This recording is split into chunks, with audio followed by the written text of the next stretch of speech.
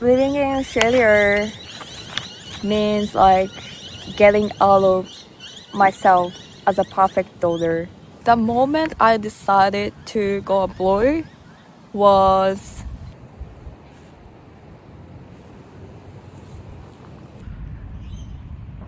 I've never seen such a huge park in Japan. So lovely. Today I'd like to talk about why I left my family, friends in Japan, and now I started living in Sydney.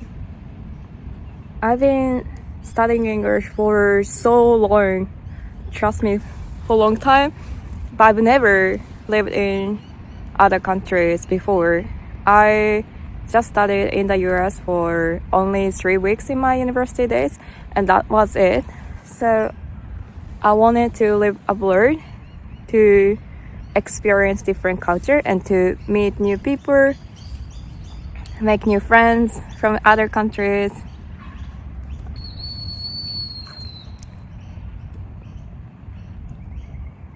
Now I made it happen. I got many new friends from like Sweden, Norway, China, Korea,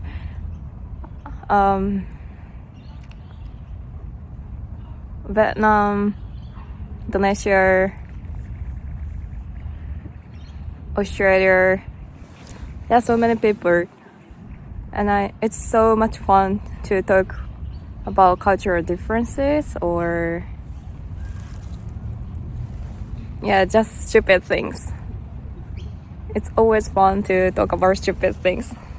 And on next day, I will forget about what we talked about.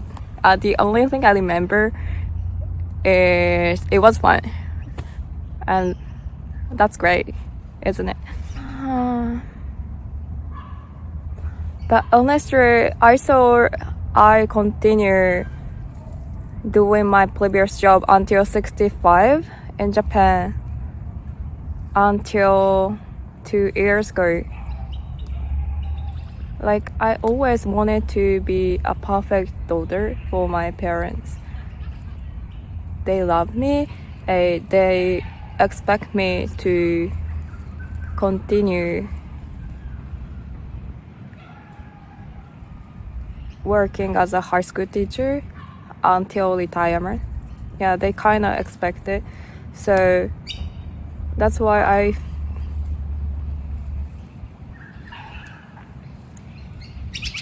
I was kind of struggling to get out of the perfect daughter.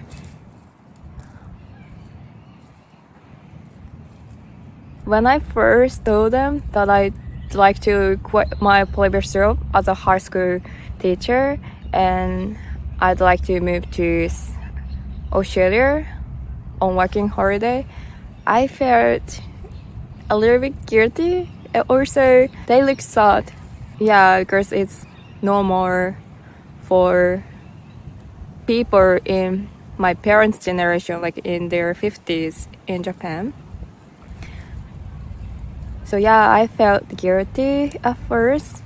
Now I feel it's okay.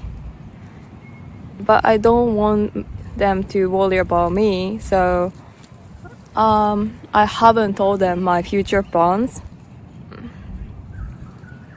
I'm married and my husband also used to work for the government, and it's obviously stable, right? And their parents were really upset, to be honest, and it was so difficult to understand each other.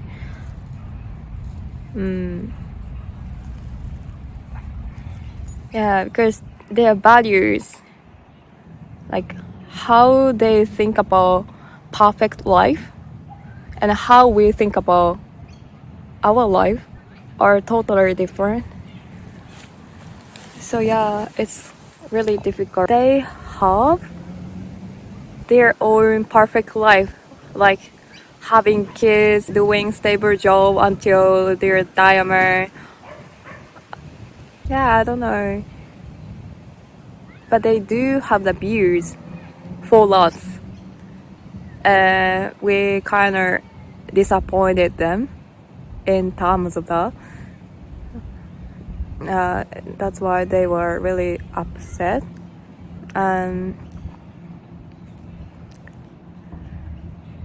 Yeah, but I just let them know what I was thinking about, why I want to live abroad as an experience, and understood that we have different values.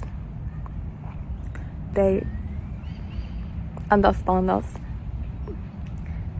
I feel like in many Asian countries, not only in Japan, there's so much pressure or expectations from parents or family members. It depends on family, but generally speaking. So living in Australia means like getting out of myself as a perfect daughter to me.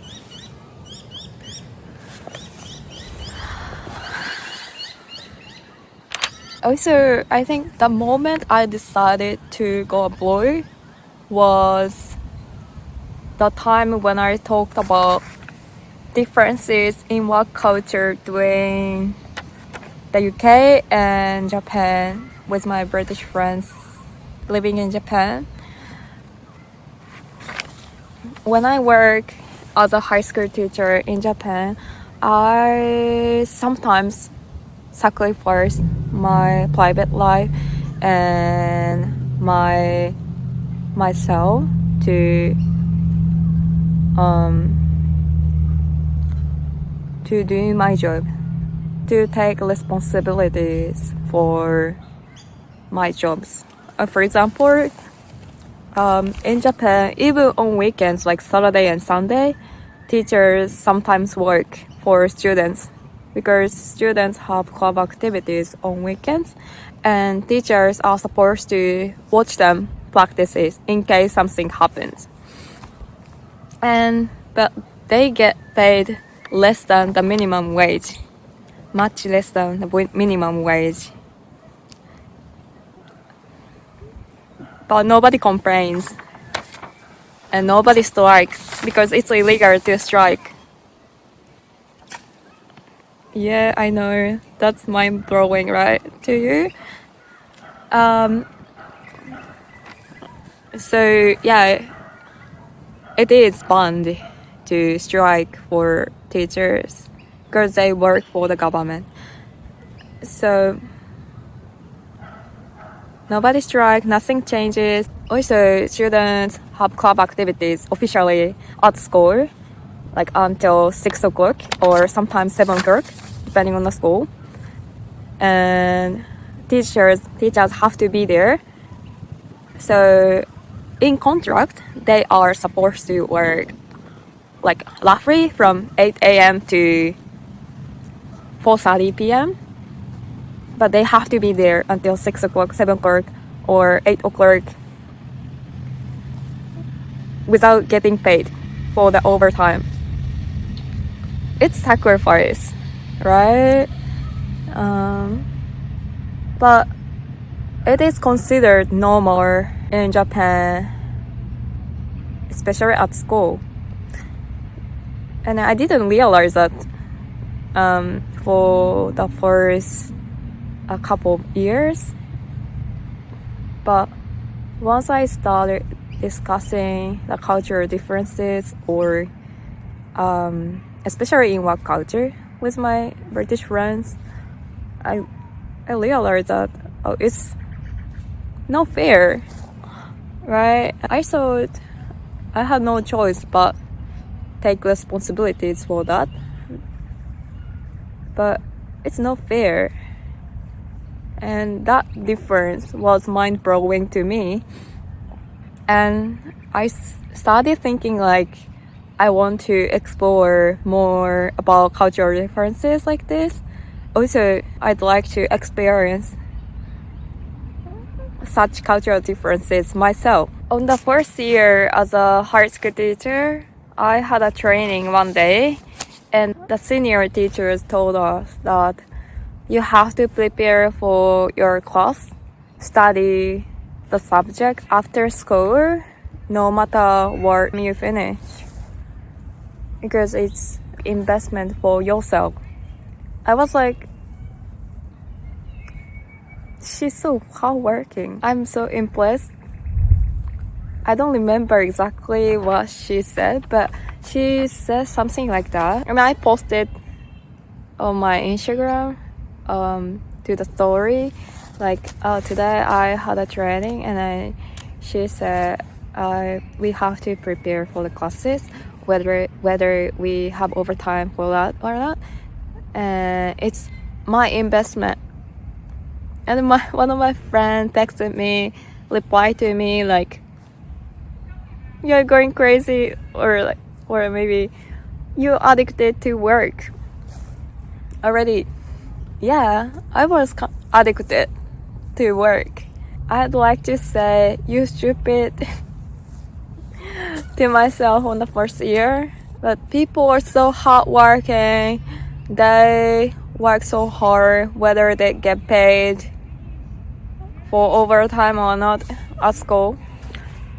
Also, people who work so hard get more jobs, get more tasks. It doesn't make sense. Like, that's how the society maintains, but it's not fair. Yeah, so I wanna tell myself on the first year, pack them, go home as early as possible. Tomorrow you will figure it out. Sorry, I feel like I'm complaining a lot about work culture in Japan.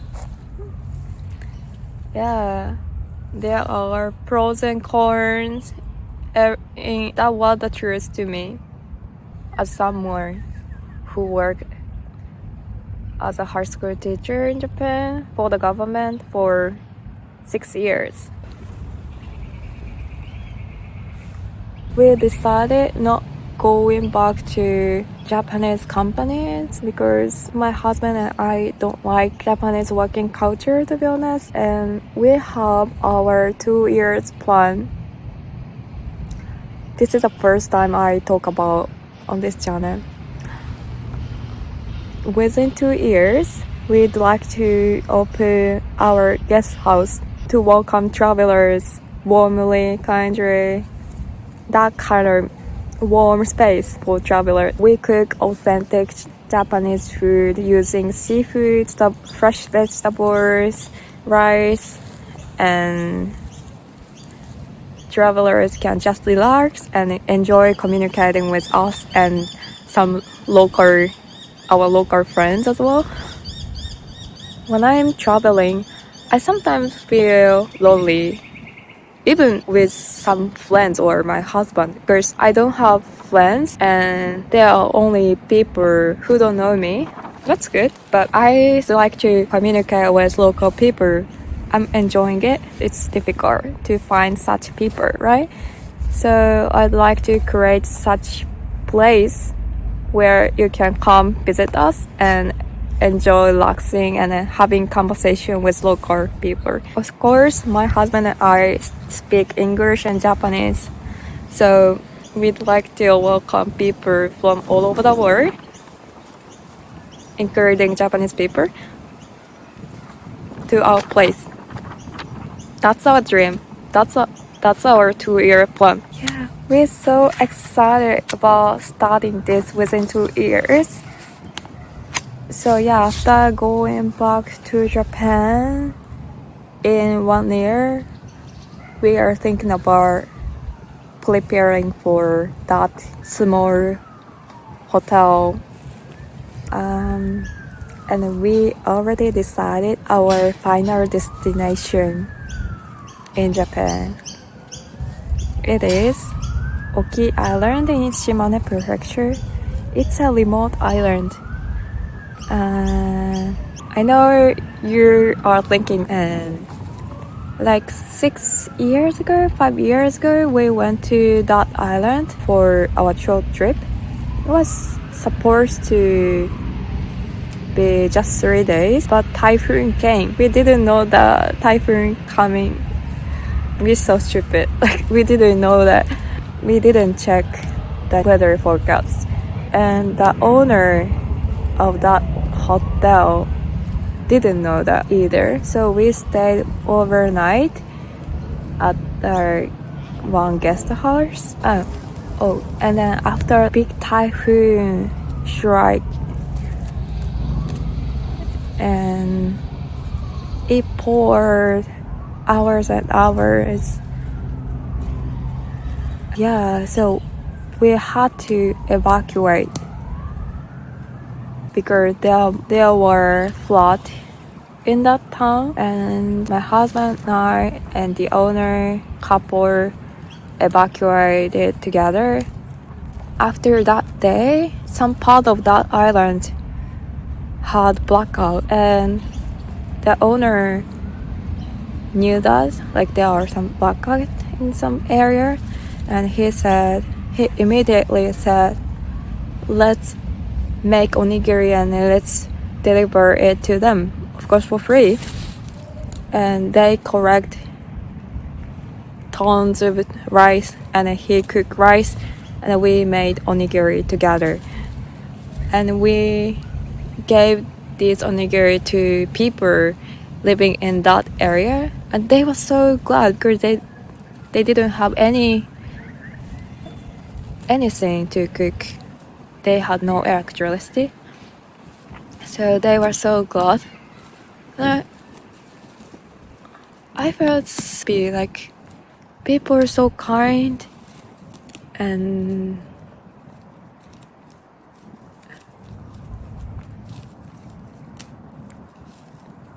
normally we just exchange money and things, but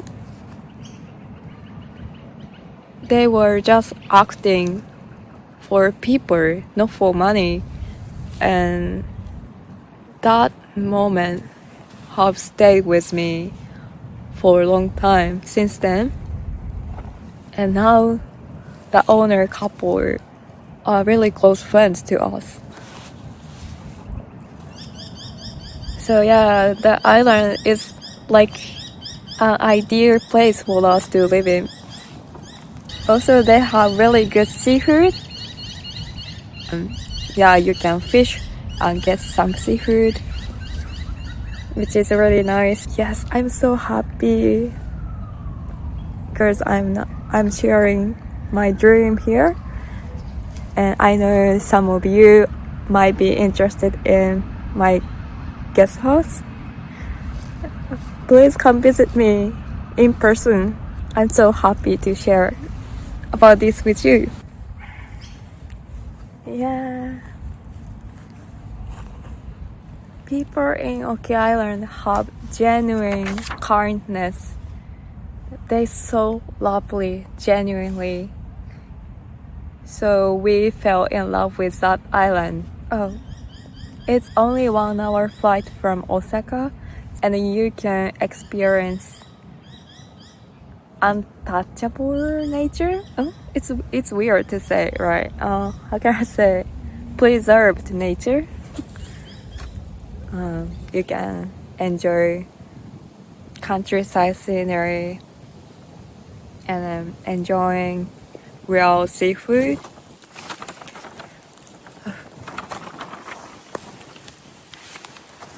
So yeah, I really looking forward to seeing some of my viewers in the future.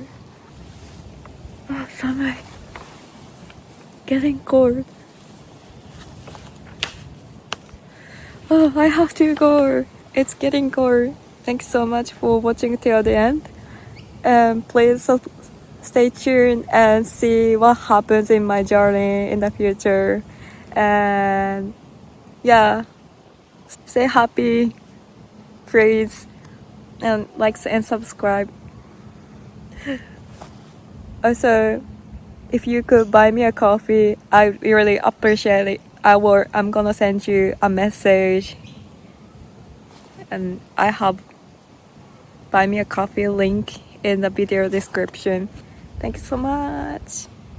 Bye bye.